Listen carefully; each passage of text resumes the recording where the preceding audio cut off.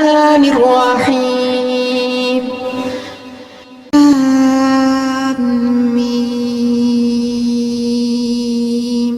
ذلك الكتاب لا ريب فيه هدى للمتقين الذين يؤمنون بالغيب ويقيمون الصلاة ومما رزقناهم ينفقون والذين يؤمنون بما أنزل إليك وما أنزل من قبلك وبالآخرة هم يوقنون أولئك على هدى من ربهم وأولئك هم المفلحون. إن الذين كفروا سواء عليهم أأنذرتهم أم لم تنذرهم لا يؤمنون. ختم الله على قلوبهم وعلى سمعهم وعلى أبصارهم غشاوة ولهم عذاب عظيم. ومن الناس من يقول آمنا بالله وباليوم الآخر وما هم بمؤمنين يخادعون الله والذين آمنوا وما يخدعون إلا أنفسهم وما يشعرون. في قلوبهم مرض فزادهم الله مرضا ولهم عذاب أليم بما كانوا يكذبون. وإذا قيل لهم لا تفسدوا في الأرض قالوا إنما نحن مصلحون. ألا إنهم هم المفسدون ولكن لا يشعرون. وإذا قيل لهم آمنوا كما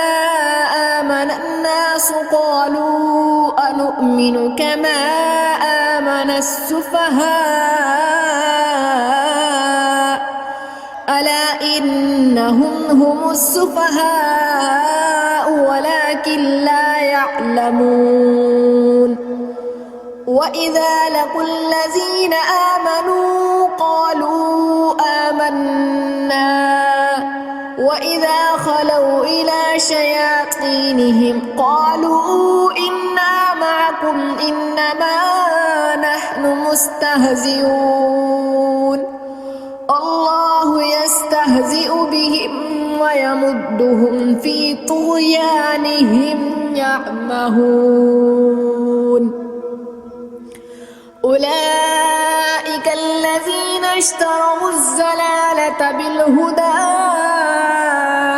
فما ربحت تجارتهم وما كانوا مهتدين. مثلهم كمثل الذي استوقد نارا فلما أضاءت ما حوله ذهب الله بنورهم وتركهم في ظلمات لا يبصرون. صم بكم عمي فهم لا يرجعون. أو كسيب من السماء فيه ظلمات ورعد وبرق يجعلون أصابعهم في آذانهم من الصواعق حذر الموت والله محيط بالكافرين يكاد البرق يخطف أبصارهم كلما أضاء لهم مشوا فيه وإذا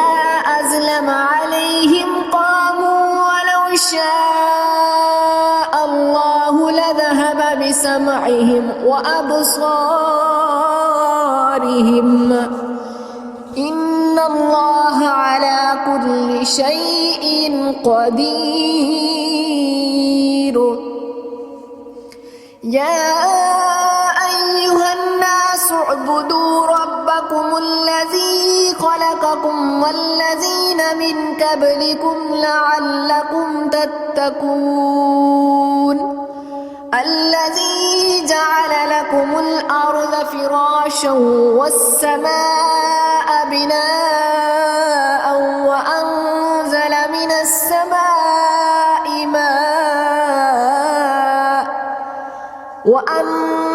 من السماء ماء فأخرج به من الثمرات رزقا لكم فلا تجعلوا لله أندادا وأنتم تعلمون. وإن كنتم في ريب مما نزلنا على عبدنا فأتوا بسورة من مثله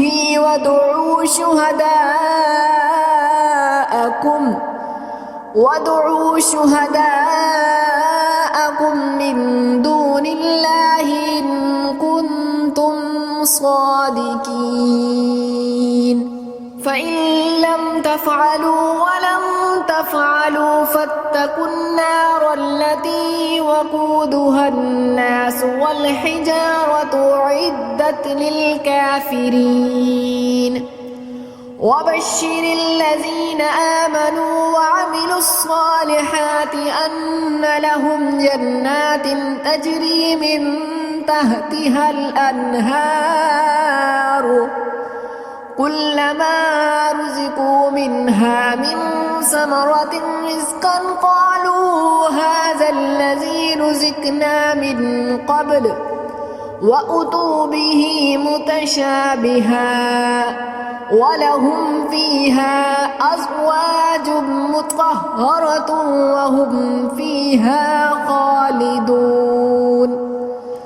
إن الله لا يستحيي أن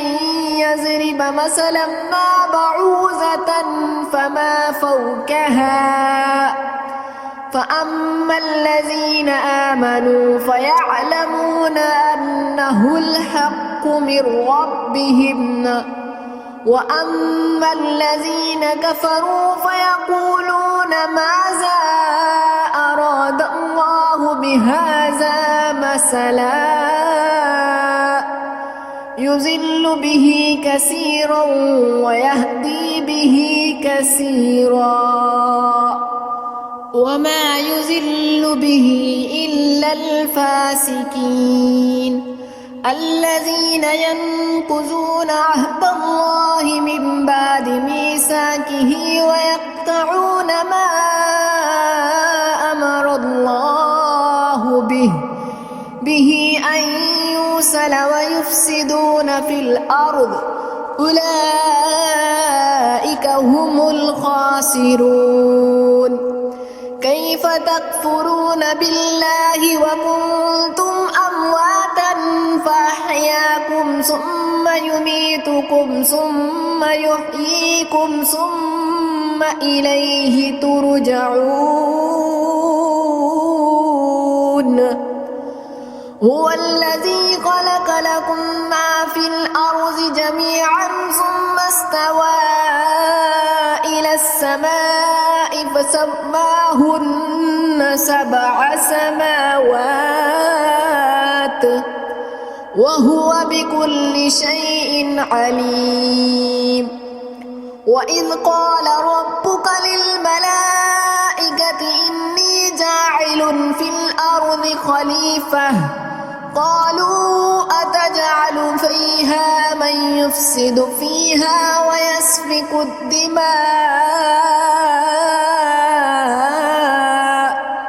ونحن نسبح بحمدك ونقدس لك قال إني أعلم ما لا تعلمون وعلم آدم الأسماء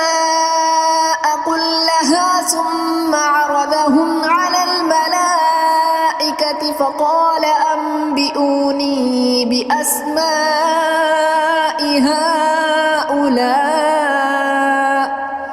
هؤلاء إن كنتم صادقين قالوا سبحانك لا علم لنا إلا ما علمتنا إنك أنت العليم الحكيم قال يا آدم أنبئهم بأسمائهم فلما أنبأهم بأسمائهم قال ألم أقل لكم إني أعلم غيب السماوات والأرض وأعلم ما تبدون وما كنتم تكتمون وإذ قلنا للملائكة اسجدوا لآدم فسجدوا إلا إبليس أبى واستكبر وكان من الكافرين وقلنا يا آدم اسكن أنت وزوجك الجنة وكلا منها رغدا حيث شئتما ولا تقربا هذه الشجرة فتكونا من الظالمين وأذلهما الشيطان عنها فأخرجهما مما كانا فيه وقلنا اهبطوا بعضكم لبعض عدو ولكم في الأرض مستقر ومتاع إلى حين فتلقى آدم من ربه كلمات فتاب عليه إنه هو التواب الرحيم قل اهبطوا منها جميعا فإما يأتينكم مني هدى فمن تبع هداي فلا خوف عليهم ولا هم يحزنون والذين كفروا وكذبوا بآياتنا أولئك أصحاب النار هم فيها خالدون يا بني إسرائيل اذكروا نعمتي التي أنعمت عليكم وأوفوا بأهدي أوف بأهدكم وإياي فارهبون وآمنوا بما أنزلت مصدقا لما معكم ولا تكونوا أول كافر به ولا تشتروا بآياتي ثمنا قليلا وإياي فاتقون ولا تلبسوا الحق بالباطل وتكتموا الحق وأنتم تعلمون وأقيموا الصلاة وآتوا الزكاة واركعوا مع الراكعين أتأمرون الناس بالبر وتنسون أنفسكم وأنتم تتلون الكتاب أفلا تعقلون واستعينوا بالصبر والصلاة وإنها لكبيرة إلا على الخاشعين الذين يظنون أنهم ملاقو ربهم ربهم وأنهم إليه راجعون. يا بني إسرائيل اذكروا نعمتي التي أنعمت عليكم وأني فضلتكم على العالمين. اتقوا يوما لا تجزي نفس عن نفس شيئا ولا يقبل منها شفاعة ولا يؤخذ منها عدل ولا هم ينصرون. وإذ نجيناكم من آل فرعون يسومونكم سوء العذاب يذبحون أبناءكم ويستحيون نساءكم وفي ذلكم بلاء من ربكم عظيم. وإذ فرقنا بكم البحر فأنجيناكم وأغرقنا آل فرعون وأنتم تنظرون. وإذ وعدنا موسى 40 ليلة ثم اتخذتم العجل من بعده وأنتم ظالمون ثم عفونا عنكم من بعد ذلك لعلكم تشكرون. وإذ آتينا موسى الكتاب والفرقان لعلكم تهتدون. وإذ قال موسى لقومه يا قوم إنكم ظلمتم أنفسكم باتخاذكم العجل فتوبوا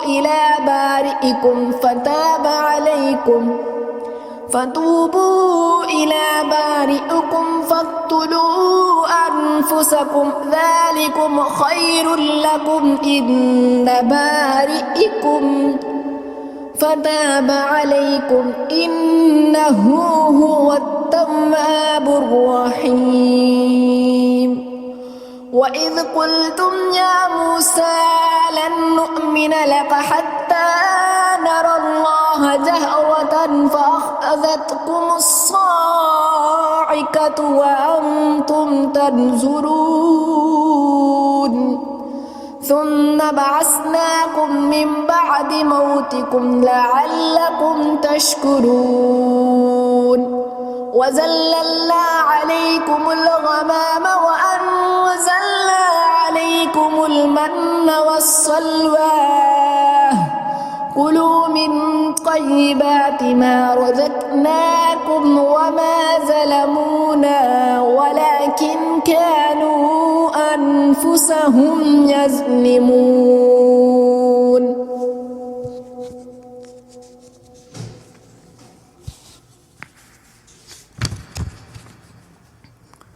وإذ قلنا ادخلوا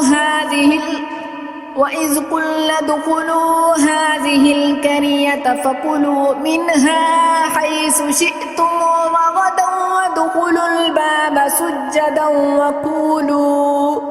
وقولوا حتة نغفر لكم خطاياكم وسنزيد المحسنين. فبدل الذين ظلموا قولا غير الذي قيل لهم فأنزلنا على الذين ظلموا رجزا من السماء بما كانوا يفسقون. وإذ استسقى موسى لقومه فقلنا اضرب بعصاك الحجر فانفجرت منه 12 عينا قد علم كل أناس مشربهم كلوا واشربوا من رزق الله ولا تعثوا في الأرض المفسدين. وإذ قلتم يا موسى لن نصبر على طعام وإذ قلتم يا موسى لن نصبر على طعام واحد فادع لنا ربك يخرج لنا مما تنبت الأرض من بقلها وكثائها وفومها وعدسها وبسليها قال أتستبدلون الذي هو أدنى بالذي هو خير اهبطوا مصرا فإن لكم ما سألتم وضربت عليهم الذلة والمسكنة وباءوا بغضب من الله ذلك بأنهم كانوا يكفرون بآيات الله ويقتلون النبيين بغير الحق ذلك بما عصوا وكانوا يعتدون إن الذين آمنوا والذين هادوا والنصارى والصابئين من آمن بالله واليوم الآخر وعمل صالحا فلهم أجرهم عند ربهم ولا خوف عليهم ولا هم يحزنون وإذ أخذنا ميثاقكم ورفعنا فوقكم الطور خذوا ما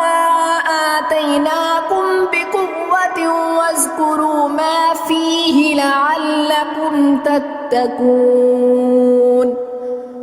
ثم توليتم من بعد ذلك فلولا فضل الله عليكم ورحمته لكنتم من الخاسرين ولقد علمتم الذين اعتدوا منكم في السبت فقلنا لهم كونوا قردة خاسعين فجعلناها نقالا لما بين يديها وما خلفها وموعظة للمتقين وإذ قال موسى لقومه إن الله يأمركم أن تذبحوا بقرة قالوا أتتخذنا هزوا قال أعوذ بالله أن أكون من الجاهلين قالوا ادع لنا ربك يبين لنا ما هي قال إنه يقول إنها بقرة لا فارز ولا بكر أوان بين ذلك فافعلوا ما تؤمرون قالوا ادع لنا ربك يبين لنا ما لونها قال إنه يقول إنها بقرة صفراء فاقع لونها تسر الناظرين قالوا ادع لنا ربك يبين لنا ما هي إن البقرة شابه علينا وإنا إن شاء الله لمهتدون قال إنه يقول إنها بقرة لا ذلول تثير الأرض ولا تسقي الحرث مسلمة لا شية فيها قالوا الآن جئت بالحق فذبحوها وما كادوا يفعلون وإذ قتلتم نفسا فادارأتم فيها والله مخرج ما كنتم تكتمون فقلنا اضربوه ببعضها كذلك يحيي الله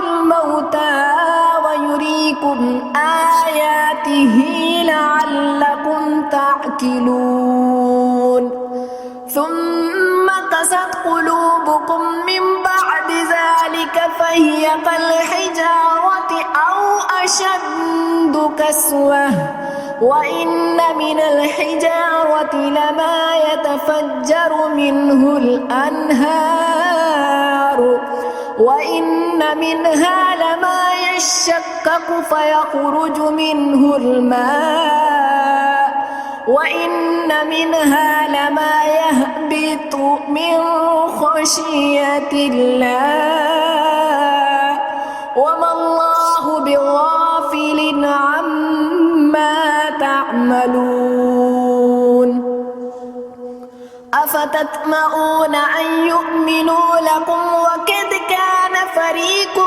منهم يسمعون كلام الله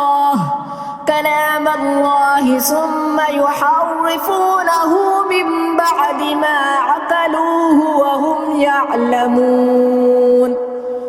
وإذا لقوا الذين آمنوا قالوا آمنا وإذا خلا بعضهم إلى بعض قالوا أتحدثونهم بما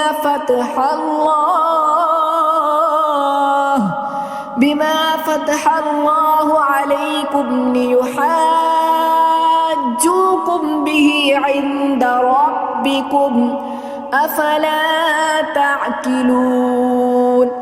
أولا يعلمون أن الله يعلم ما يسرون وما يعلنون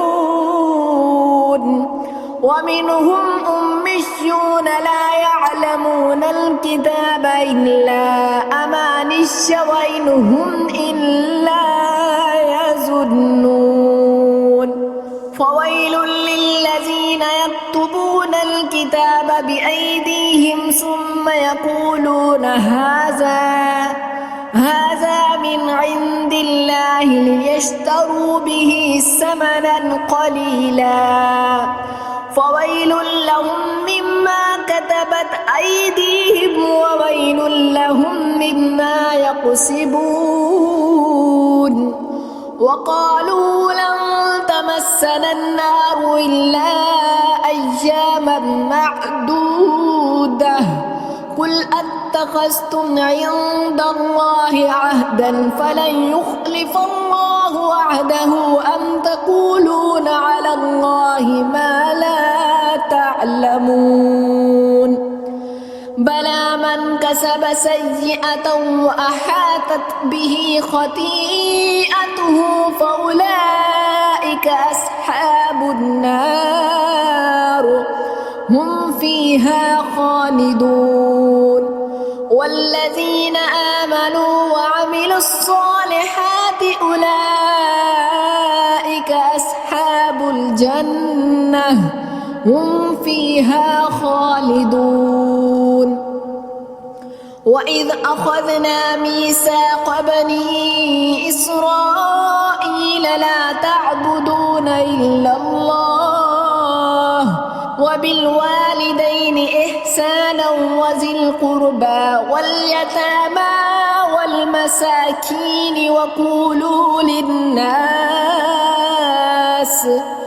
وقولوا للناس حسنا وأقيموا الصلاة وآتوا الزكاة ثم توليتم إلا قليلا منكم وأنتم معرضون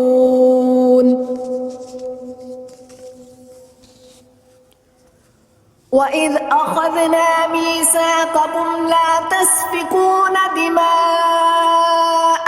ولا تخرجون أنفسكم من دياركم ثم أقررتم وأنتم تشهدون ثم أنتم هؤلاء تقتلون أنفسكم وتخرجون فريقا من ديارهم تظاهرون عليهم بالإثم والعدوان وإن يأتوكم أسارى تفادوهم وهو محرم عليكم إخراجهم أفتؤمنون ببعض الكتاب وتكفرون ببعض فما جزاء من يفعل ذلك منكم إلا خزي في الحياة الدنيا ويوم القيامة يردون إلى أشد العذاب وما الله بغافل عما تعملون أولئك الذين اشتروا الضلالة بالهدى فما ربحت أولئك الذين اشتروا الحياة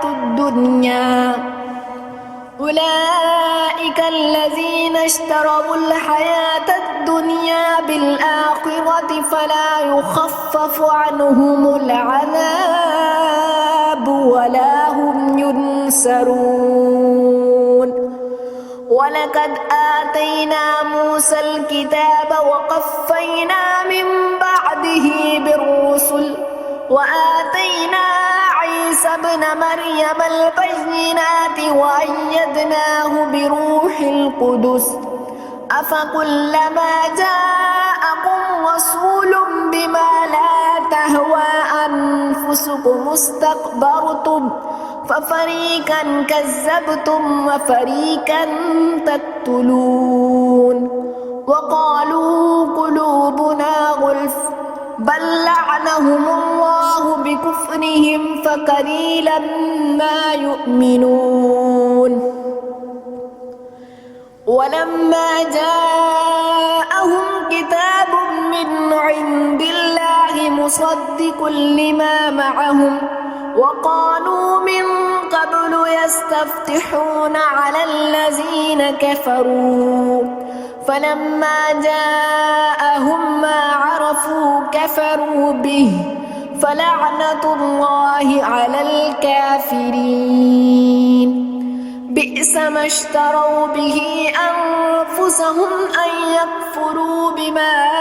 أنزل الله بغيا أن ينزل الله من فضله على من يشاء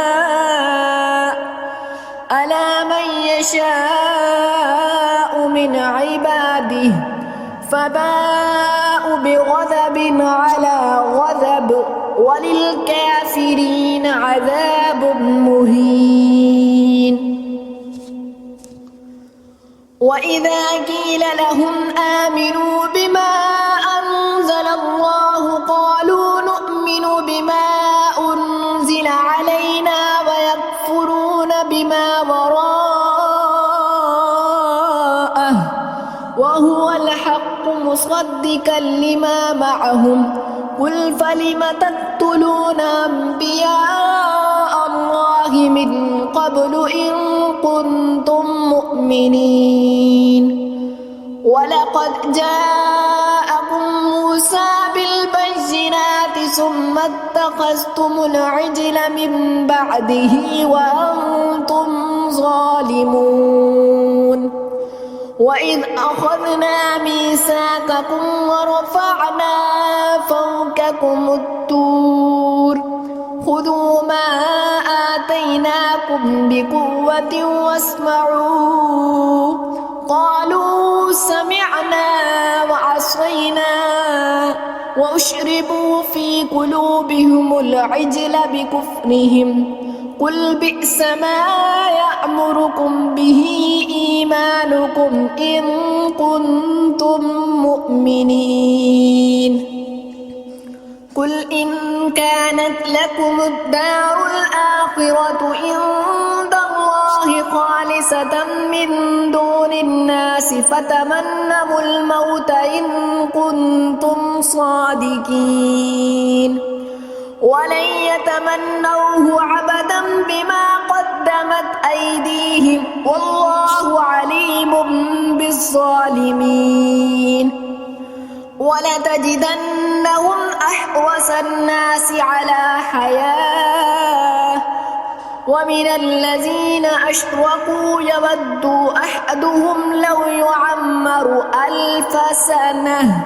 وما هو بمزحزحه من العذاب أن يعمر والله بصير بما يعملون قل من كان عدوا لجبريل فإنه نزله على قلبك بإذن الله مصدقا لما بين يديه وهدى وبشرى للمؤمنين من كان عدوا لله وملائكته ورسله وجبريل وميكال فإن الله عدو للكافرين ولقد أنزلنا إليك آيات بينات وما يكفر بها إلا الفاسقون أوكلما عاهدوا عهدا نبذه فريق منهم بل أكثرهم لا يؤمنون ولما جاءهم رسول من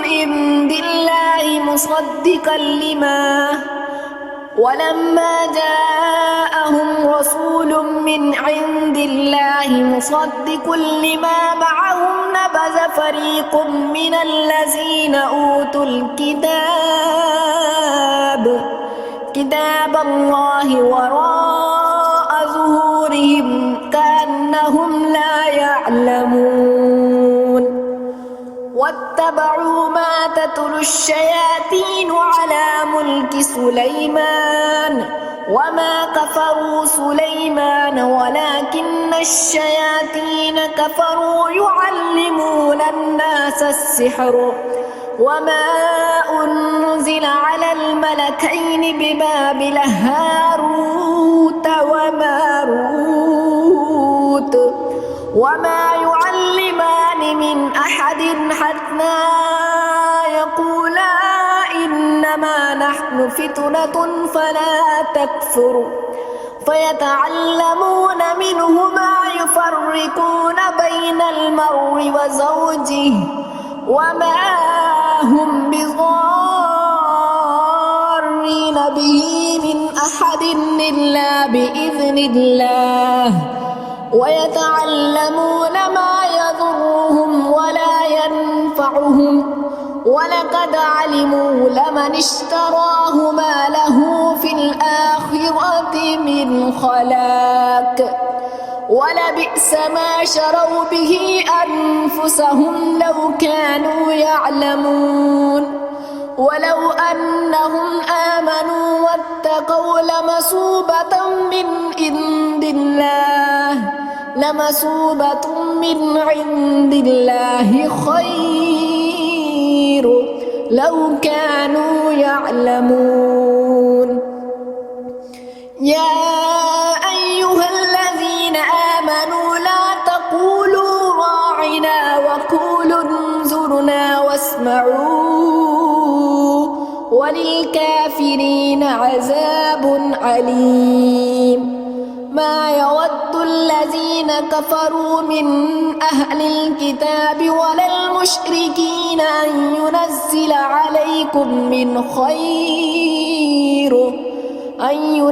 عليكم من خير من ربكم والله يختص برحمته من يشاء والله ذو الفضل العظيم ما ننسخ من آية أو ننسها نأت بخير منها أو مثلها ألم تعلم أن الله على كل شيء قدير ألم تعلم أن الله له ملك السماوات والأرض وما لكم من دون الله من ولي ولا نصير أم تريدون أن تسألوا رسولكم كما سئل موسى ومن يتبدل الكفر بالإيمان فقد زل سواء السبيل ود كثير من أهل الكتاب ولا المشركين ود كثير من أهل الكتاب لو يردونكم من بعد إيمانكم كفارا حسدا من عند أنفسهم من بعد ما تبين لهم الحق فاعفوا واصفحوا حتى يأتي الله بأمره إن الله على كل شيء قدير وأقيموا الصلاة وآتوا الزكاة وما تقدموا لأنفسكم من خير تجدوه عند الله إن الله بما تعملون بصير وقالوا لن يدخل الجنة إلا من كان هودا أو نصارى تلك أمانيهم قل هاتوا برهانكم إن كنتم صادقين بلى من أسلم وجهه لله وهو محسن فله أجره عند ربه ولا خوف عليهم ولا هم يحزنون وقالت اليهود ليست النصارى على شيء وقالت النصارى ليست اليهود على شيء وهم يتلون الكتاب كذلك قال الذين لا يعلمون مثل قولهم فالله يحكم بينهم يوم القيامة فيما كانوا فيه يختلفون ومن أظلم ممن منع مساجد الله أن يذكر فيها اسمه وسعى في خرابها أولئك ما كان لهم أن يدخلوها إلا خائفين لهم في الدنيا خزي ولهم في الآخرة عذاب عظيم ولله المشرق والمغرب فأينما تولوا فثم وجه الله إن الله واسع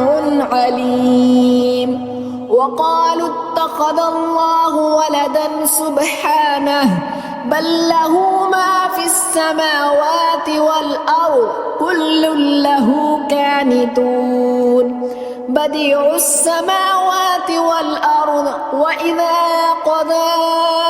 أمرا فإنما يقول له كن فيكون وقال الذين لا يعلمون لولا يكلمنا الله أو تأتينا آية كذلك قال الذين من قبلهم مثل قولهم تشابهت قلوبهم قد بينا الآيات لقوم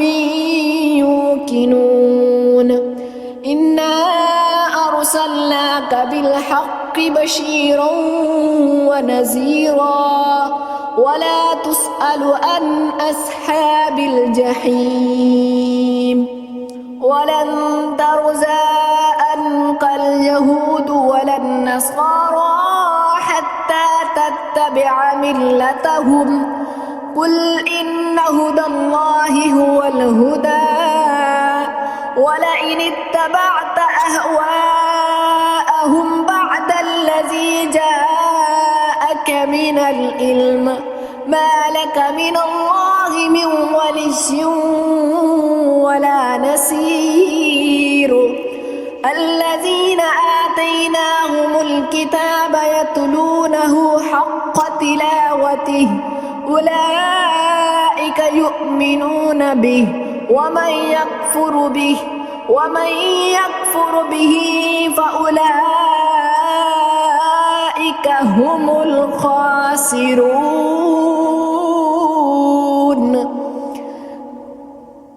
يا بني إسرائيل اذكروا نعمتي التي أنعمت عليكم وأني فضلتكم على العالمين. واتقوا يوما لا تجزي نفس عن نفس شيئا ولا يقبل منها عدل ولا تنفعها شفاعة ولا هم ينصرون. وإذ ابتلى إبراهيم ربه بكلمات فأتمهن قال إني جاعلك للناس إماما قال ومن ذريتي قال لا ينال عهد الظالمين. وإذ جعلنا البيت مثابة للناس وأمنا واتخذوا من مقام إبراهيم مصلى وعهدنا إلى إبراهيم وإسماعيل أن طهر بيتي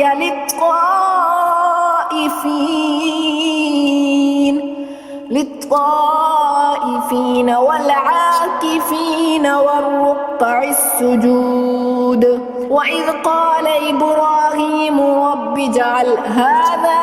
بلدا آمنا وارزق أهله من الثمرات من آمن بالله واليوم الآخر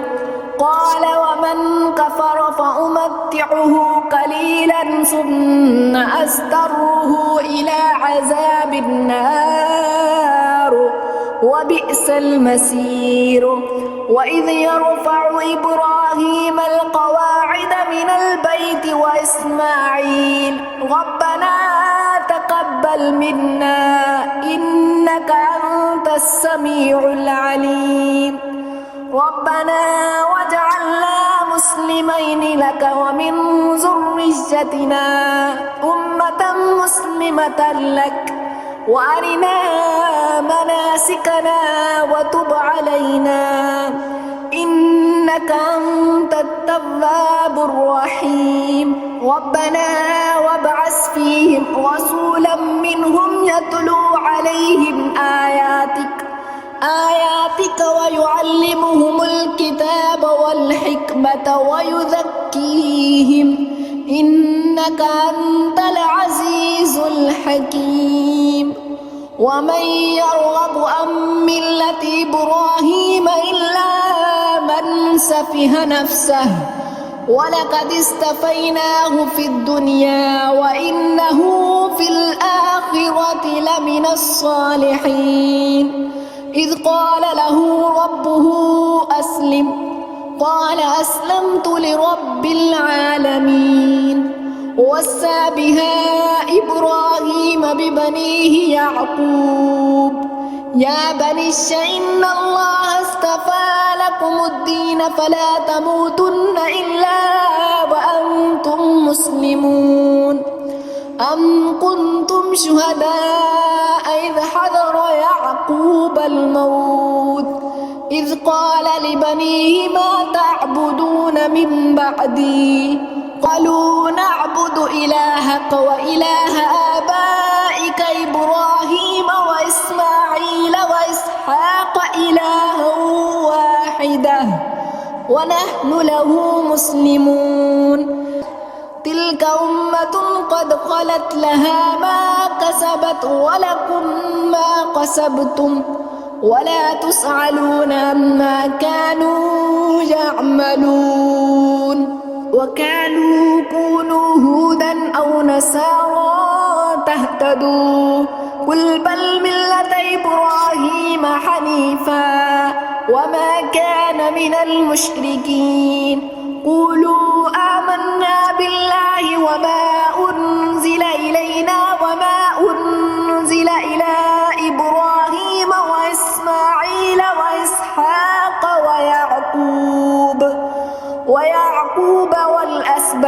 وما أوتي موسى وعيسى وما أوتي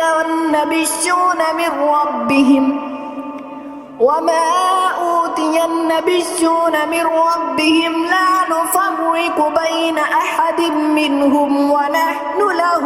مسلمون فإن آمنوا بمثل ما آمنتم به فقد اهتدوا وإن تولوا فإنما هم في شقاق فسيكفيكهم الله وهو السميع العليم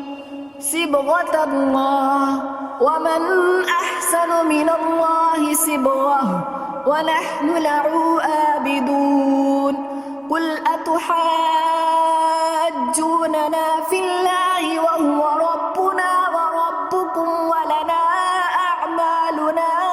ولكم أعمالكم ونحن له مخلصون أم تقولون إن إبراهيم وإسماعيل وإسحاق ويعقوب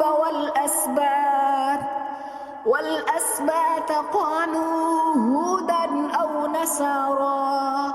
قل أأنتم أعلم أم الله ومن أظلم ممن كتم شهادة عنده من الله وما الله بغافل عما تعملون تلك أمة قد خلت لها ما كسبت ولكم ما كسبتم ولا تسألون عما كانوا يعملون سيقول السفهاء من الناس ما ولاهم عن قبلتهم التي كانوا عليها قل لله المشرق والمغرب يهدي من يشاء إلى صراط مستقيم وكذلك جعلناكم أمة وسطا لتكونوا شهداء على الناس ويكون الرسول عليكم شهيدا وما جعلنا القبلة التي كنت عليها إلا لنعلم من يتبع الرسول ممن ينقلب على عقبيه وإن كانت لكبيرة إلا على الذين هدى الله وما كان الله ليضيع إيمانكم إن الله بالناس لرؤوف رحيم قد نرى تقلب وجهك في السماء فلنولينك قبلة ترضاها فولي وجهك شطر المسجد الحرام وحيث ما كنتم فولوا وجوهكم شطره وإن الذين أوتوا الكتاب ليعلمون أنه الحق من ربهم وما الله بغافل عما يعملون ولئن أتيت الذين أوتوا الكتاب بكل آية ما تبعوا قبلتك وما أنت بتابع قبلتهم وما بعضهم بتابع قبلة بعض ولئن اتبعت أهواءهم من بعد ما جاءك من العلم إنك إذا لمن الظالمين الذين آتيناهم الكتاب يعرفونه كما يعرفون أبناءهم وإن فريقا منهم ليكتمون الحق وهم يعلمون الحق من ربك فلا تكونن من الممترين ولكل وجهة هو موليها فاستبقوا الخيرات أينما تكونوا يأت بكم الله جميعا إن الله على كل شيء قدير ومن حيث خرجت فول وجهك شطر المسجد الحرام وإنه للحق من ربك وما الله بغافل عما تعملون ومن حيث خرجت فول وجهك شطر المسجد الحرام وحيث ما كنتم فولوا وجوهكم شطره لئلا يكون للناس عليكم حجة إلا الذين ظلموا منهم فلا تخشوهم واخشون ولأتم نعمتي عليكم ولعلكم تهتدون كما أرسلنا فيكم رسولا منكم يتلو عليكم آياتنا ويزكيكم ويعلمكم الكتاب والحكمة ويعلمكم ما لم تكونوا تعلمون فاذكروني أذكركم واشكروا لي ولا تكفرون يا أيها الذين آمنوا استعينوا بالصبر والصلاة إن الله مع الصابرين ولا تقولوا لمن يقتل في سبيل الله أموات بل أحياء ولكن لا تشعرون ولنبلونكم بشيء من الخوف والجوع ونقص من الأموال والأنفس والثمرات وبشر الصابرين الذين إذا أصابتهم مصيبة قالوا إنا لله وإنا إليه راجعون أولئك عليهم صلوات من ربهم ورحمة وأولئك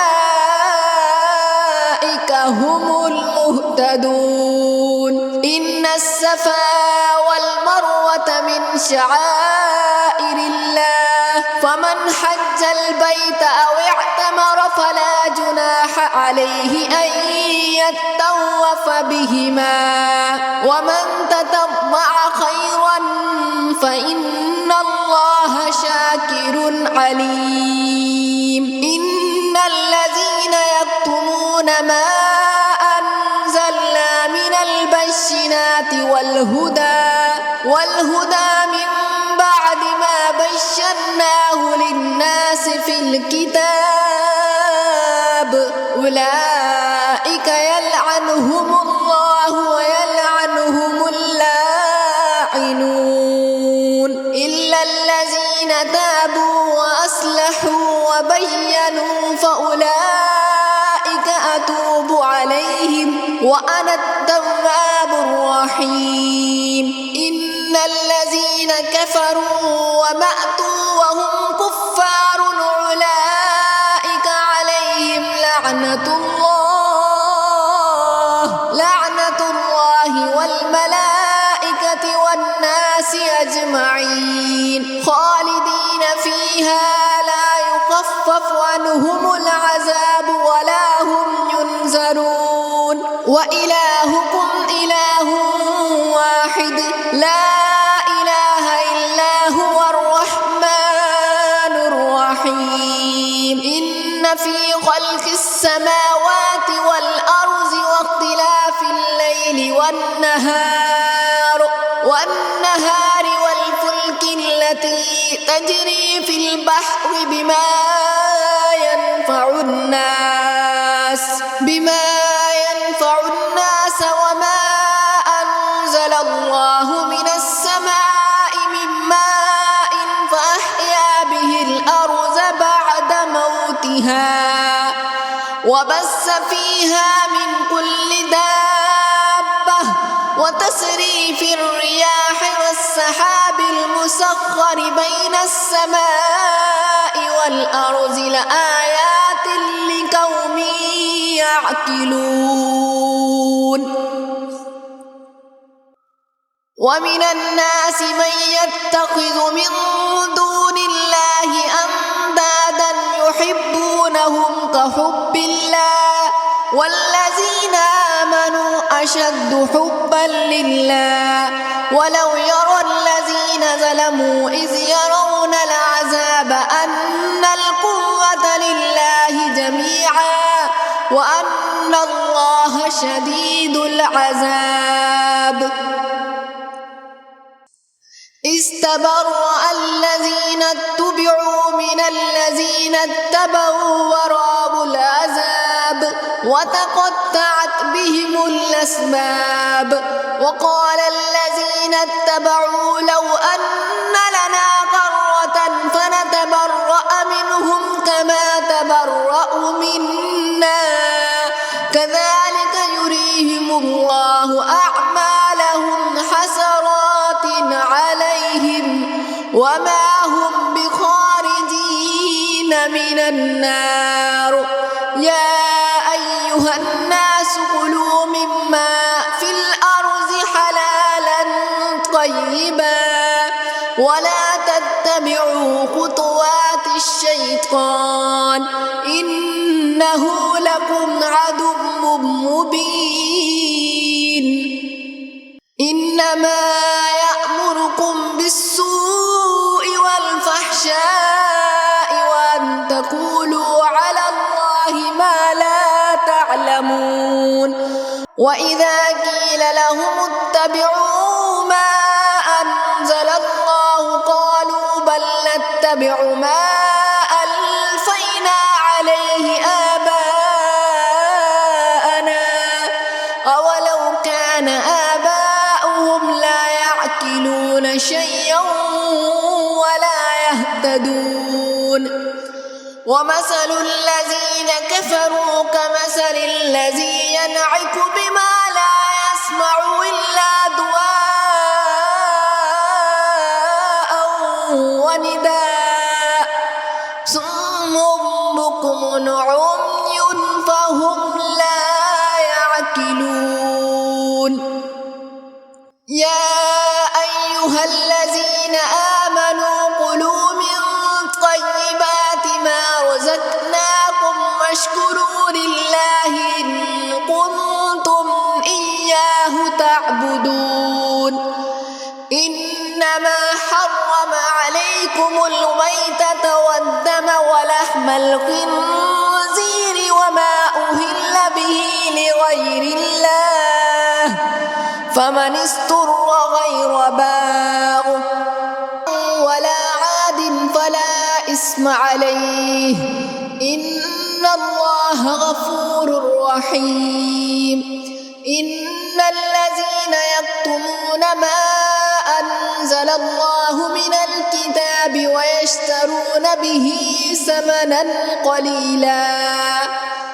أولئك ما يأكلون في بطونهم إلا النار ولا يكلمهم الله يوم القيامة ولا يزكيهم ولهم عذاب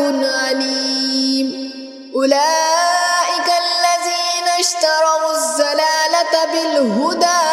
والعذاب بالمغفرة فما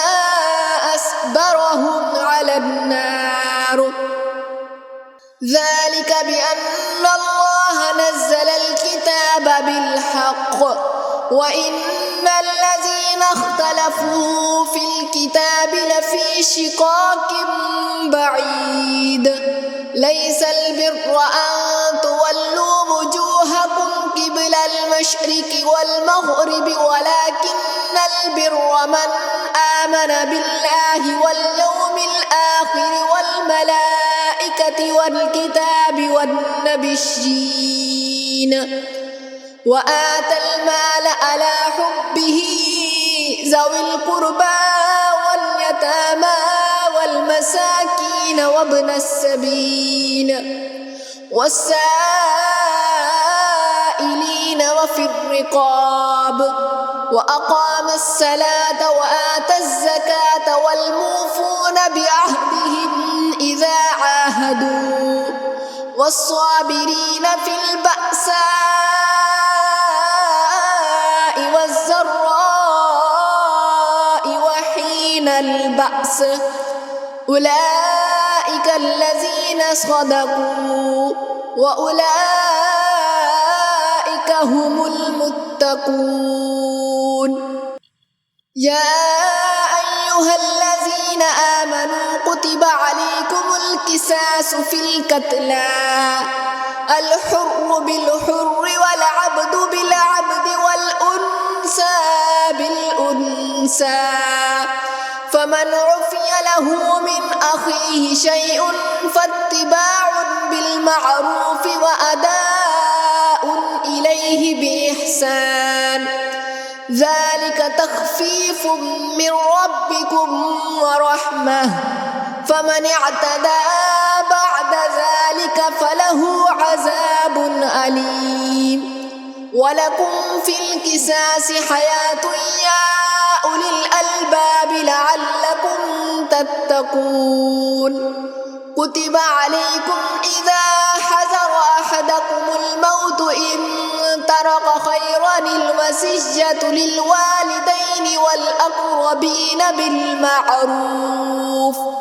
حقا على المتقين فمن بدله بعدما سمعه فإنما اسمه على الذين يبدلونه إن الله سميع عليم فمن خاف من موص جنفا أو إثما فأصلح بينهم فلا إثم عليه إن الله غفور رحيم يا أيها الذين آمنوا كتب عليكم الصيام كما كتب على الذين من قبلكم لعلكم تتقون أياما معدودات فمن كان منكم مريضا أو على سفر فعدة من أيام أخر وعلى الذين يطيقونه فدية طعام مسكين فمن تطوع خيرا فهو خير له وأن تصوموا خير لكم إن كنتم تعلمون شهر رمضان الذي أنزل فيه القرآن هدى للناس وبشرات من الهدى والفرقان فمن شهد منكم الشهر فليصمه ومن كان مريضا أو على سفر فعدة من أيام أخر يريد الله بكم اليسر ولا يريد بكم العسر ولتكملوا العدة ولتكبروا الله على ما هداكم ولعلكم تشكرون وإذا سألك عبادي عني فإني قريب أجيب دعوة الداع إذا دعان فليستجيبوا لي وليؤمنوا بي لعلهم يرشدون أحل لكم ليلة الصيام الرفث إلى نسائكم هن لباس لكم وأنتم لباس لهن علم الله أنكم كنتم تختانون أنفسكم فتاب عليكم وعفى عنكم فالآن باشروهن وكلوا واشربوا حتى يتبين لكم الخيط الأبيض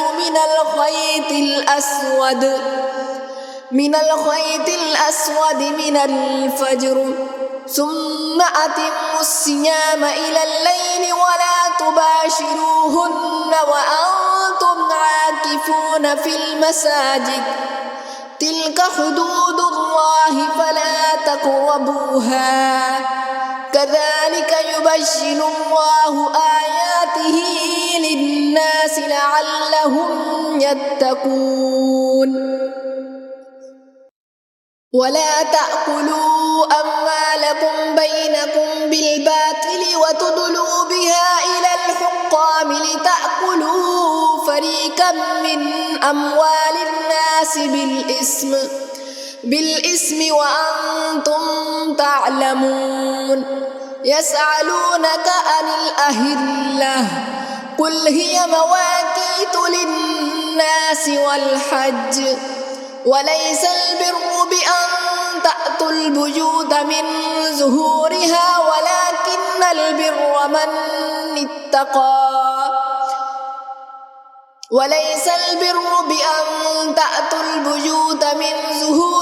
ولكن البر من اتقى وأتوا البيوت من أبوابها واتقوا الله لعلكم تفلحون وقاتلوا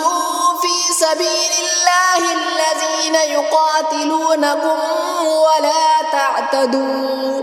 إن الله لا يحب المعتدين واقتلوهم حيث سكفتموهم وأخرجوهم من حيث أخرجوكم والفتنة أشد من القتل ولا تقاتلوهم عند المسجد الحرام حتى يقاتلوكم فيه فإن قاتلوكم فاقتلوهم كذلك جزاء الكافرين فإن انتهوا فإن الله غفور رحيم وقاتلوهم حتى لا تكون فتنة ويكون الدين لله فإن انتهوا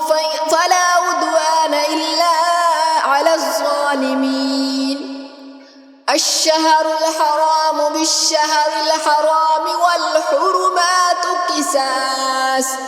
فمن اعتدى عليكم فاعتدوا عليه بمثل ما اعتدى عليكم واتقوا الله واعلموا أن الله مع المتقين وأنفقوا في سبيل الله ولا تلقوا بأيديكم إلى التهلكة وأحسنوا إن الله يحب المحسنين وأتموا الحج والعمرة لله فإن أحصرتم فما استيسر من الهدي ولا تحلقوا رؤوسكم حتى يبلغ الهدي محله فمن كان منكم مريضا أو به أذى من رأسه ففدية من صيام أو صدقة أو نسك فإذا أمنتم فمن تمتع بالعمرة إلى الحج فما استيسر من الهدي فمن لم يجد فصيام 3 أيام في الحج و7 إذا رجعتم تلك أشرة كاملة ذلك لمن لم يكن أهله حاضر المسجد الحرام واتقوا الله واعلموا أن الله شديد العقاب الحج أشهر معلومات فمن فرض فيهن الحج فلا رفث ولا فسوق ولا جدال في الحج وما تفعلوا من خير يعلمه الله وتزودوا فإن خير زاد التقوى واتقوني يا أولي الألباب ليس عليكم جناح أن تبتغوا فضلا من ربكم فإذا أفزتم من عرفات فاذكروا الله عند المشعر الحرام واذكروه كما هداكم وإن كنتم من قبله لمن الضالين ثم أفيزوا من حيث أفاز الناس واستغفروا الله إن الله غفور رحيم فإذا قضيتم مناسككم فاذكروا الله كذكركم آباءكم أو أشد ذكرا فمن الناس من يقول ربنا آتنا في الدنيا وما له في الآخرة من خلاق ومنهم من يقول ربنا آتنا في الدنيا حسنة وفي الآخرة حسنة وقنا عذاب النار أولئك لهم نصيب مما كسبوا والله سريع الحساب واذكروا الله في أيام معدودات فمن تعجل في يومين فلا إثم عليه ومن تأخر فلا إثم عليه لمن اتقى واتقوا الله واعلموا أنكم إليه تحشرون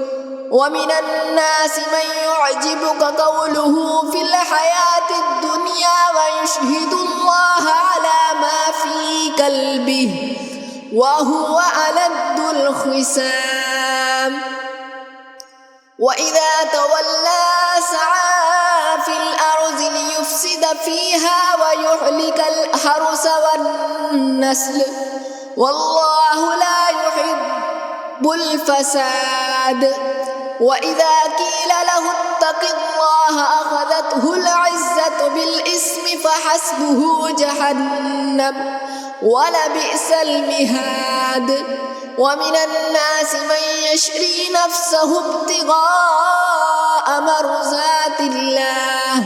والله رؤوف بالعباد يا أيها الذين آمنوا ادخلوا في السلم كافة ولا تتبعوا خطوات الشيطان إنه لكم عدو مبين فإن زللتم من بعد ما جاءتكم البينات فاعلموا أن الله عزيز حكيم هل ينظرون إلا أن يأتيهم الله في ظلل من الغمام والملائكة وقضي الأمر وإلى الله ترجع الأمور سل بني إسرائيل كم آتيناهم من آية بينة ومن يبدل نعمة الله من بعد ما جاءته فإن الله شديد العقاب سل بني إسرائيل كم آتيناهم من آية بينة ومن يبدل نعمة الله من بعد ما جاءته فإن الله شديد العقاب زين للذين كفروا الحياة الدنيا ويسخرون من الذين آمنوا والذين اتقوا فوقهم يوم القيامة والله يرزق من يشاء بغير حساب كان الناس أمة واحدة فبعث الله النبيين مبشرين ومنذرين وأنزل معهم الكتاب بالحق ليحكم بين الناس فيما اختلفوا فيه وما اختلف فيه إلا الذين أوتوه من بعد ما جاءتهم البينات بغيا بينهم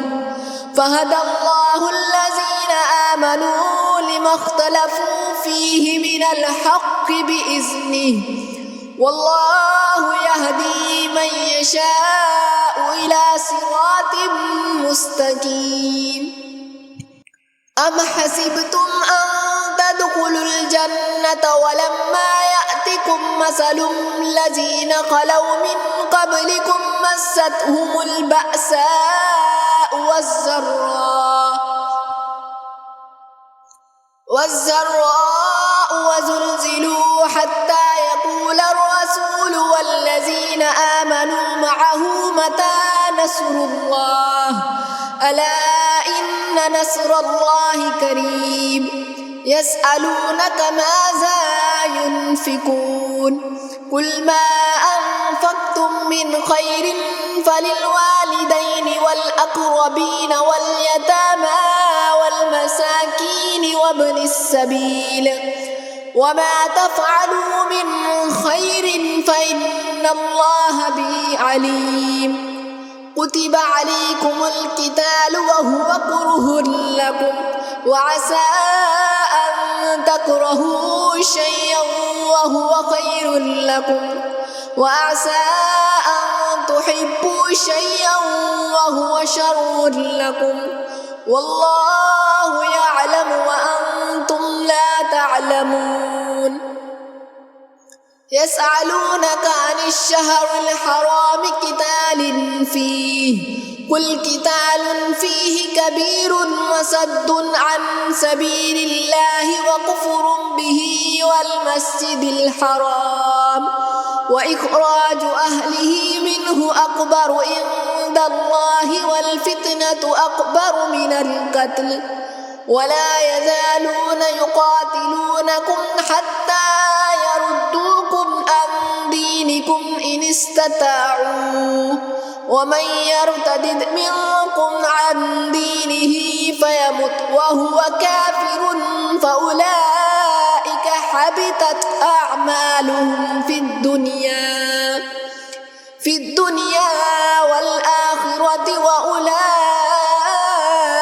أصحاب النار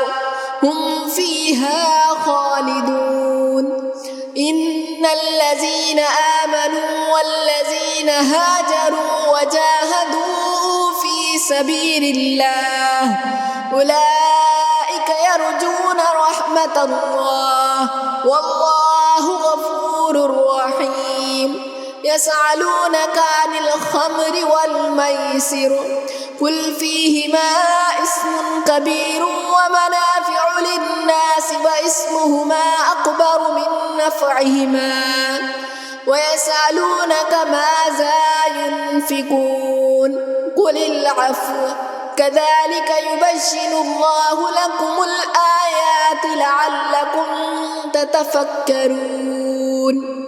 في الدنيا والآخرة ويسألونك عن اليتامى قل إصلاح لهم خير وإن تخالطوهم فإخوانكم والله يعلم المفسد من المصلح ولو شاء الله لأعنتكم إن الله عزيز حكيم ولا تنكحوا المشركات حتى يؤمن ولأمة مؤمنة خير من مشركة ولو أعجبتكم ولا تنكحوا المشركين حتى يؤمنوا ولعبد مؤمن خير من مشرك ولو أعجبكم أولئك يدعون إلى النار والله يدعو إلى الجنة والمغفرة بإذنه ويبين آياته للناس لعلهم يتذكرون ويسألونك عن المحيض قل هو عزا فاعتزلوا النساء في المحيض ولا تقربوهن حتى يطهرن فإذا تطهرن فأتوهن من حيث أمركم الله إن الله يحب التوابين ويحب المتطهرين نساؤكم حرث لكم فأتوا حرثكم أنى شئتم وقدموا لأنفسكم واتقوا الله واعلموا أنكم ملاقوه وبشر المؤمنين ولا تجعلوا الله عرضة لأيمانكم أن تبروا وتتقوا وتصلحوا بين الناس والله سميع عليم. لا يؤاخذكم الله باللغو في أيمانكم ولكن يؤاخذكم بما كسبت قلوبكم والله غفور حليم. للذين يؤلون من نسائهم تربص 4 أشهر فإن فاءوا فإن الله غفور رحيم وإن عزموا الطلاق فإن الله سميع عليم. والمطلقات يتربصن بأنفسهن 3 قروء ولا يحل لهن أن يكتمن ما خلق الله في أرحامهن إن كن يؤمن بالله واليوم الآخر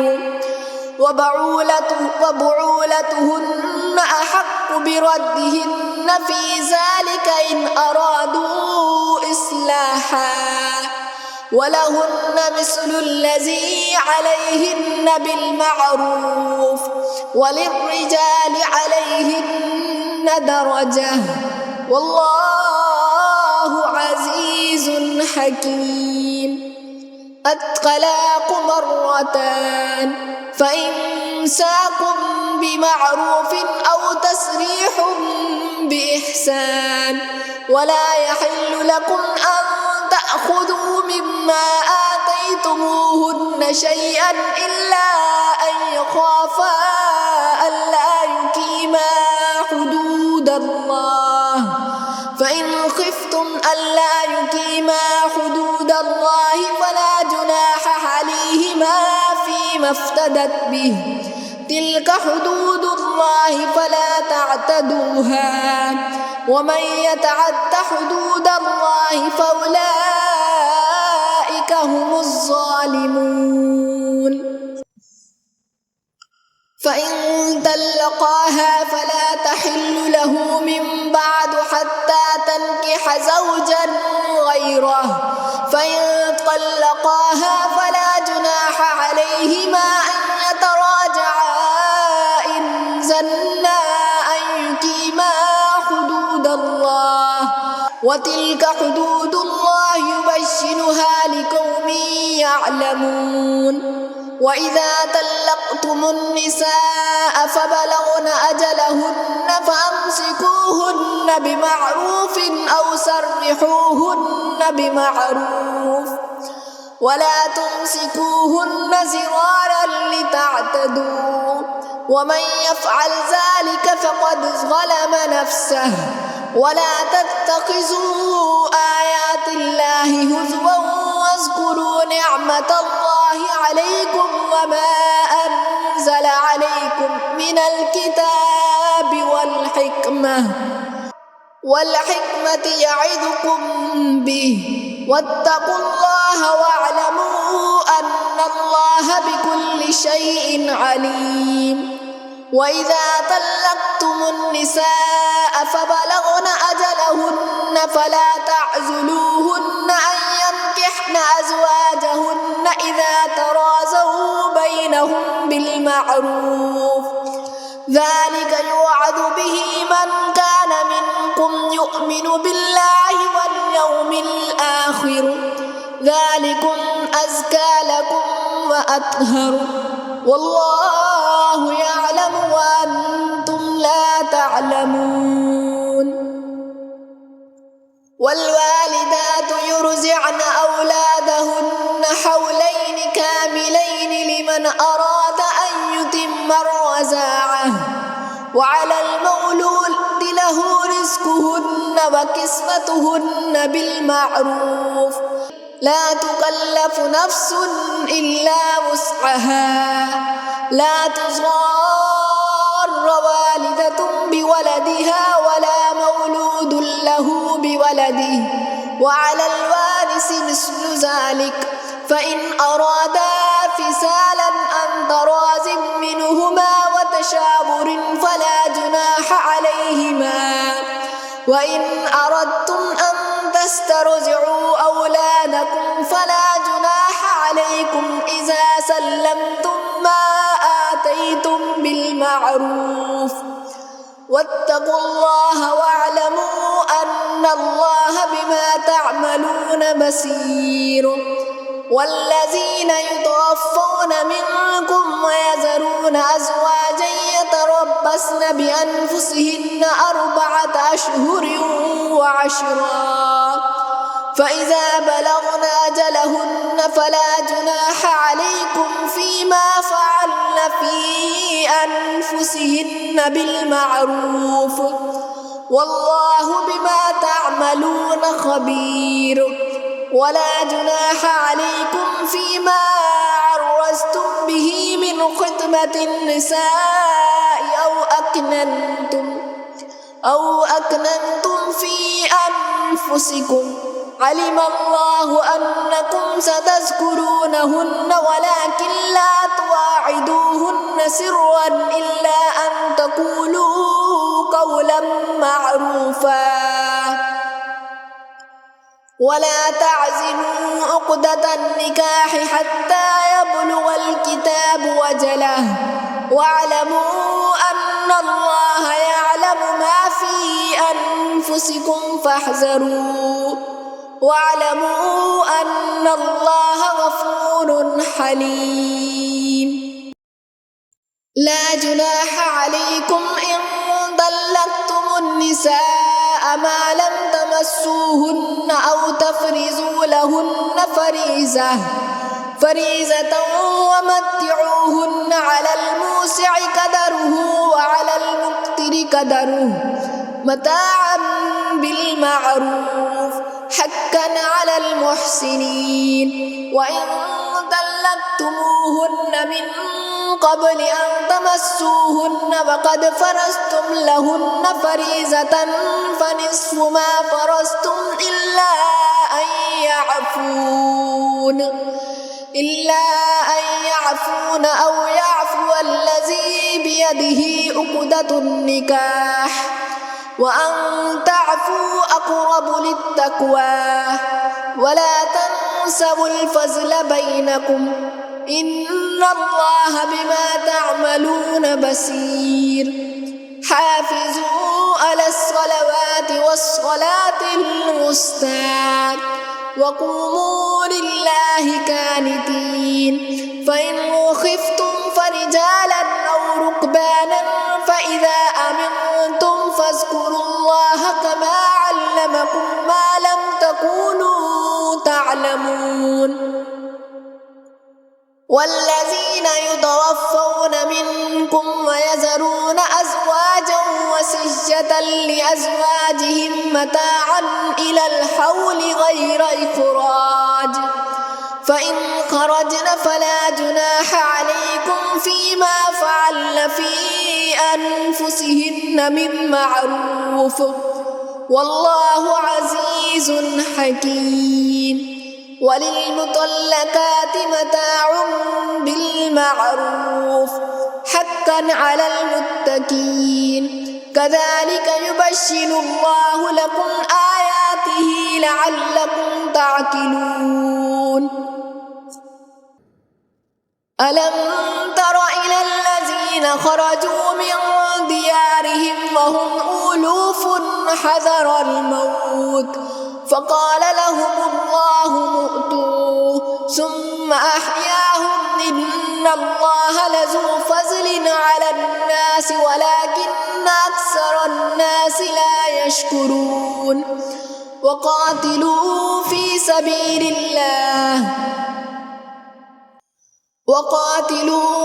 سبيل الله واعلموا أن الله سميع عليم من ذا الذي يقرض الله قرضا حسنا فيضاعف له أضعافا كثيرة والله يقبض ويبسط وإليه ترجعون ألم تر إلى الملأ من بني إسرائيل من بعد موسى إذ قالوا لنبي له ابعث لنا ملكا نقاتل في سبيل الله قال هل عسيتم إن كتب عليكم القتال ألا تقاتلوا قالوا وما لنا ألا نقاتل في سبيل الله وقد أخرجنا من ديارنا وأبنائنا فلما كتب عليهم القتال تولوا إلا قليلا منهم والله عليم بالظالمين وقال لهم نبيهم إن الله قد بعث لكم طالوت ملكا قالوا أنى يكون له الملك علينا ونحن أحق بالملك منه ولم يؤت سعة من المال قال إن الله اصطفاه عليكم وزاده بسطة في العلم والجسم والله يؤتي ملكه من يشاء والله واسع عليم وقال لهم نبيهم إن آية ملكه أن يأتيكم التابوت في سكينة من ربكم وبقية مما ترك آل موسى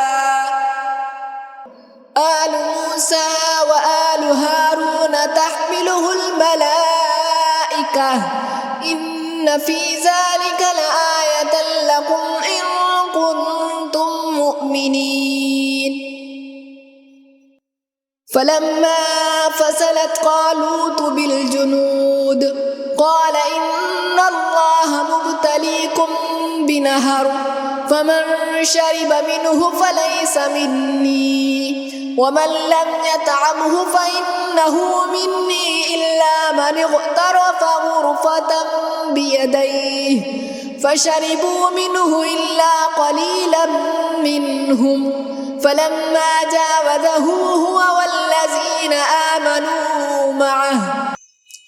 قالوا لا طاقة لنا اليوم بجالوت وجنوده قال الذين يظنون أنهم ملاقو الله كم من فئة قليلة غلبت فئة كثيرة بإذن الله والله مع الصابرين ولما برزوا لجالوت وجنوده قالوا ربنا أفرغ علينا صبرا وثبت أقدامنا وانصرنا على القوم الكافرين فهزموهم بإذن الله وقتل داود جالوت وآتاه الله الملك والحكمة وعلمه مما يشاء ولولا دفع الله الناس بعضهم ببعض لفسدت الأرض ولكن الله ذو فضل على العالمين تلك آيات الله نتلوها عليك بالحق وإنك لمن المرسلين تلك الرسل فضلنا بعضهم على بعض منهم من كلم الله ورفع بعضهم درجات وآتينا عيسى ابن مريم البينات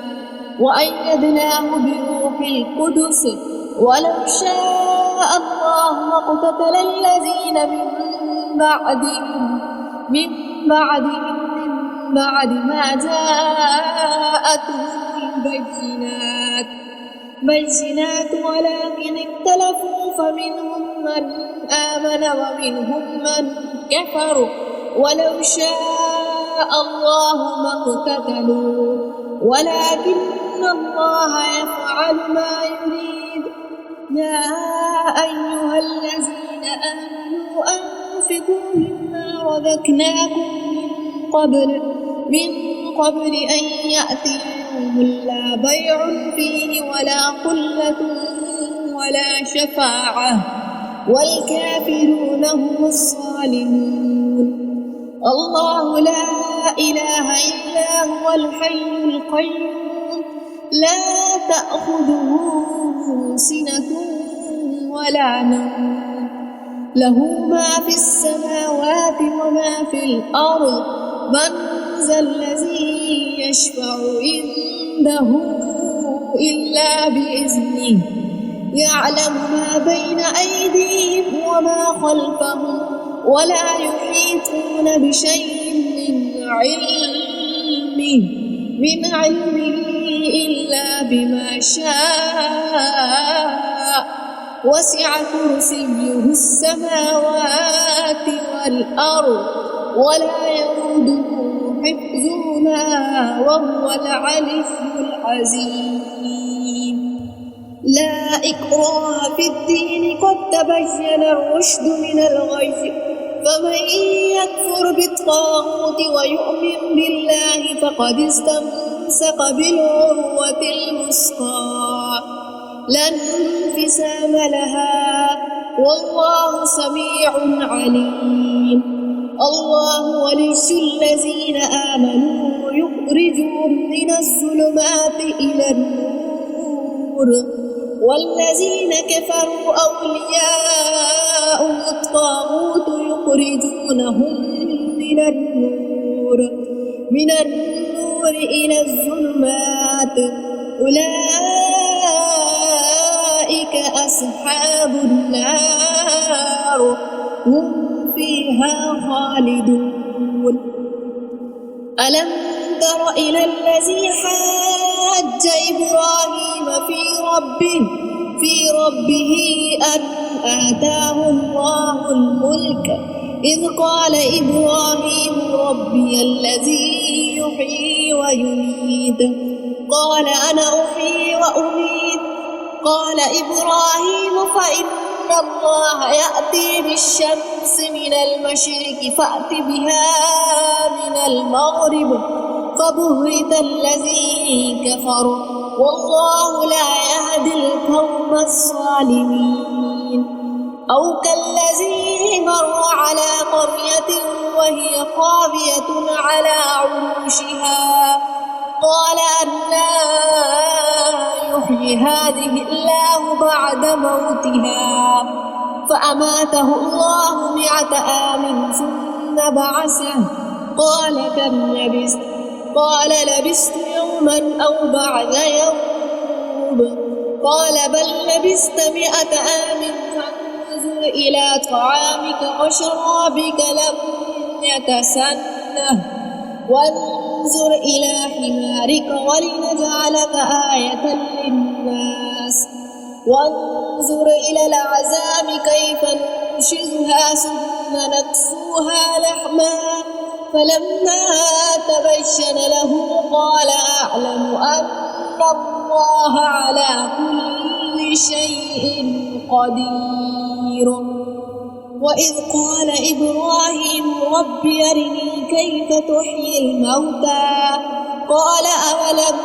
تؤمن قال بلى ولكن ليطمئن قلبي قال فخذ 4 من الطير فصرهن إليك ثم اجعل على كل جبل منهن جزعا ثم ادعوهن يأتينك سعيا واعلم أن الله عزيز حكيم. مثل الذين ينفقون أموالهم في سبيل الله كمثل حبة أنبتت 7 سنابل في كل سنبلة 100 حبة والله يضاعف لمن يشاء والله واسع عليم. مثل الذين ينفقون أموالهم في سبيل الله ثم لا يتبعون ما أنفقوا منا ولا أذى لهم أجرهم عند ربهم ولا خوف عليهم ولا هم يحزنون قول معروف ومغفرة خير من صدقة يتبعها عذى والله غني حليم يا أيها الذين آمنوا لا تبطلوا صدقاتكم بالمن والعذى كالذي ينفق ماله رئاء الناس ولا يؤمن بالله واليوم الآخر فمثله كمثل صفوان عليه تراب فأصابه وابل فتركه سدى لا يقدرون على شيء مما كسبوا والله لا يهدي القوم الكافرين ومثل الذين ينفقون أموالهم ابتغاء مرضات الله وتثبيتا من أنفسهم كمثل جنة بربوة عسابها وابل فأتت أكلها ضعفين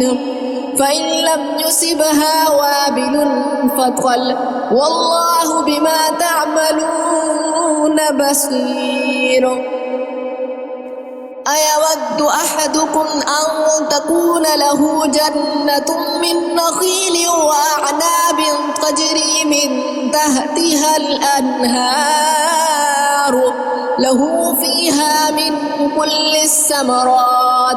وأصابه الكبر وله ذرية ضعفاء وأصابها إعصار فيه نار فاحترقت كذلك يبشر الله لكم الآيات لعلكم تتفكرون يا أيها الذين آمنوا أنفقوا من طيبات ما كسبتم ومما أخرجنا لكم من الأرض ولا تيمموا الخبيث منه تنفقون ولستم بآخذيه إلا أن تغمزوا فيه واعلموا أن الله غني حميد الشيطان يعدكم الفقر ويأمركم بالفحشاء والله يعدكم مغفرة منه وفضلا والله واسع عليم يؤتي الحكمة من يشاء ومن يؤت الحكمة فقد أوتي خيرا كثيرا وما يذكر إلا أولو الألباب وما أنفقتم من نفقة أو نذرتم من نذر فإن الله يعلمه وما للظالمين من أنصار إن تبدوا الصدقات فنعما هي وإن تخفوها وتؤتوها الفقراء فهو خير لكم ويكفر عنكم من سيئاتكم والله بما تعملون خبير ليس عليك هداهم ولكن الله يهدي من يشاء وما تنفقوا من خير فلأنفسكم وما تنفقون إلا ابتغاء وجه الله وما تنفقوا من خير يوفى إليكم وأنتم لا تظلمون للفقراء الذين أحصروا في سبيل الله لا يستطيعون ضربا في الأرض يحسبهم الجاهل أغنياء من التعفف تعرفهم بسيماهم لا يسألون الناس إلحافا وما تنفقوا من خير فإن الله به عليم الذين ينفقون أموالهم بالليل والنهار سرا وعلانية فلهم أجرهم عند ربهم ولا خوف عليهم ولا هم يحزنون الذين يأكلون الربا لا يقومون إلا كما يقوم الذي يتخبطه الشيطان من المس ذلك بأنهم قالوا إنما البيع مثل الربا وأحل الله البيع وحرم الربا فمن جاءه موعظة من ربه فانتهى فله ما سلف وأمره إلى الله ومن عاد فأولئك أصحاب النار هم فيها خالدون يمحق الله الربا ويربي الصدقات والله لا يحب كل كفار عسيم إن الذين آمنوا وعملوا الصالحات وأقاموا الصلاة وآتوا الزكاة لهم أجرهم عند ربهم ولا خوف عليهم ولا هم يحزنون يا أيها الذين آمنوا اتقوا الله وذروا ما بقي من الربا إن كنتم مؤمنين فإن لم تفعلوا فأذنوا بحرب من الله ورسله وإن تبتم فلكم رؤوس أموالكم لا تظلمون ولا تظلمون وإن كان ذو عسرة فنظرة إلى ميسرة وأن تصدقوا خير لكم إن كنتم تعلمون واتقوا يوما ترجعون فيه إلى الله ثم توفى كل نفس ما كسبت وهم لا يظلمون يا أيها الذين آمنوا إذا تداينتم بدين إلى أجل مسمى فاكتبوه وليكتب بينكم كاتب بالعدل ولا يأب كاتب أن يكتب كما علمه الله فليكتب وليملل الذي عليه الحق وليتق الله ربه ولا يبخس منه شيئا فإن كان الذي عليه الحق سفيها أو ضعيفا أو لا يستطيع أن يمل هو فليملل وليه بالعدل واستشهدوا شهيدين من رجالكم فإن لم يكونا رجلين فرجل وامرأتان ممن ترضون من الشهداء أن تزل إحداهما فتذكر إحداهما الأخرى ولا يأبى الشهداء إذا ما دعوا ولا تسأموا أن تكتبوه صغيرا أو كبيرا إلى أجله ذلكم أقسط عند الله وأقوم للشهادة وأدنى أن لا ترتابوا إلا أن تكون تجارة حاضرة تديرونها بينكم فليس عليكم جناح ألا تكتبوها وأشهدوا إذا تبايعتم ولا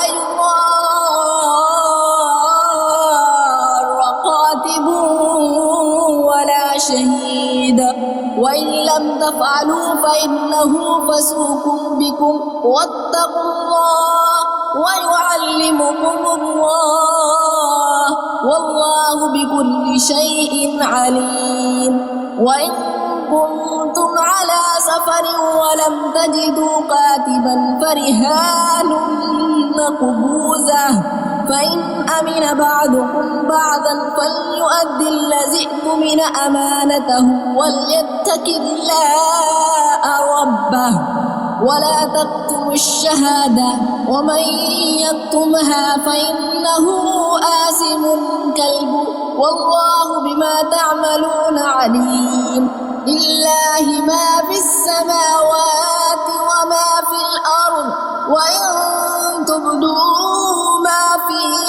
أنفسكم أو تخفوه يحاسبكم به الله فيغفر لمن يشاء ويعذب من يشاء والله على كل شيء قدير آمن الرسول بما أنزل إليه من ربه والمؤمنون كل آمن بالله وملائكته وكتبه ورسله لا نفرق بين أحد من رسله وقالوا سمعنا وأطعنا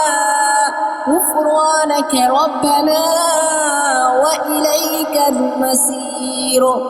لا يكلف الله نفسا إلا وسعها لها ما كسبت وعليها ما اكتسبت ربنا لا تؤاخذنا إن نسينا أو أخطأنا ربنا ولا تحمل علينا إصرا كما حملته على الذين من قبلنا ربنا ولا تحملنا ما لا طاقة لنا به واعف عنا واغفر لنا وارحمنا أنت مولانا فانصرنا على القوم الكافرين